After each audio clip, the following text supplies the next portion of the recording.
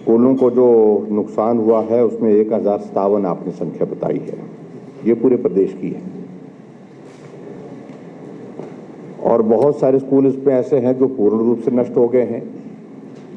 वहाँ पर बच्चों को बैठने की, अपनी पढ़ाई करने की दृष्टि से बहुत बड़ा उनके सामने एक संकट है। जब स्कूल ही नहीं रहा तो बच्चे कहाँ पढ़ रहे हैं। और दूसरी एक कैटेगरी ऐसी है कि जो भवन डैमेज हुए हैं, पार्शियली डैमेज हुए हैं, और क्या वहाँ पर बच्चों को ऐसे हालात में बिठाना उचित होगा जब वो भवन जो है वो एक तरह का डैमेज इस तरह से हुआ, कभी भी गिर सकता है और बड़ा हादसा हो सकता है। ऐसे एक नहीं अनेकों स्थानों पर इस प्रकार की परिस्थिति है। अगर मैं कहूं तो मेरे ही विधानसभा क्षेत्र में ऐसे बहुत सारे स्कूल हैं। कुछ स्कूल तो पूर्ण रूप से नष्ट हो गए, वो पूरा का पूरा स्कूल चला गया, और कुछ स्कूल ऐसे हैं जहां पर वो पार्शियली डैमेज हुए हैं। कुछ को तो रिपेयर किया जा सकता है जहां संभावना है, लेकिन कुछ को रिपेयर करने की स्थिति में भी नहीं है।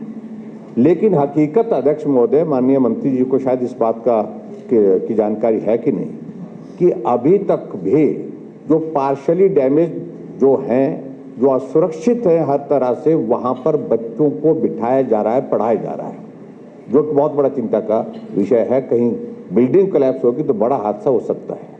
तो मैं आपके माध्यम से माननीय मंत्री जी से इस बात को पूछना चाहता हूं, ये जानकारी चाह रहा हूं कि एक तो जिन बच्चों को बैठने की कोई सुविधा नहीं रही क्योंकि स्कूल चला गया, स्कूल पूरी तरह से नष्ट हो गया, और कुछ जगह ऐसे हालात बन गए हैं वहां पर के वो स्कूल उस स्थान पर बन ही नहीं सकता है क्योंकि लैंडस्लाइड इस कदर हो गया है।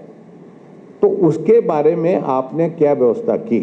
कितने प्रदेश में, अपने प्रदेश में कितने स्कूल ऐसे हैं जो पूर्ण रूप से नष्ट हो गए हैं, और वहां पर बच्चों को पढ़ाने की क्या व्यवस्था आपने की है?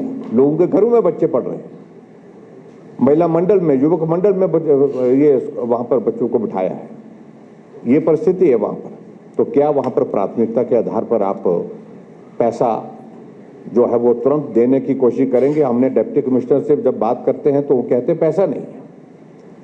दूसरा, जो पार्शियली डैमेज और जिसको उसका ऑडिट आपने किया है क्या, कि वो किस स्थिति में है?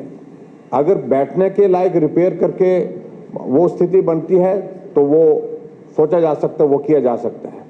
लेकिन जो अभी तक ऐसा कोई भी आपने नहीं किया है कि उनके लिए कोई एक टीम भेज करके उसका जो है पूरा निरीक्षण किया हो, निरीक्षण करने के बाद आपके पास रिपोर्ट आई हो, और उस रिपोर्ट के मुताबिक यहाँ इस स्कूल के भवन में, भले ही भवन खड़ा है लेकिन असुरक्षित है, वहाँ बच्चों को बिठाना मुश्किल है, तो वहाँ पर क्या आप तुरंत जो है वहाँ पर भी इस प्रकार का बजट का अरेंजमेंट करेंगे ताकि बच्चों की सुरक्षा जो हमारे लिए बहुत महत्वपूर्ण है उसकी भी हम चिंता कर सके, और बच्चों को पढ़ाई की दृष्टि से उनको नुकसान ना हो, उस दृष्टि से प्राथमिकता के आधार पर जो क्या आप बजट का प्रावधान करने का ये इंतजाम करेंगे?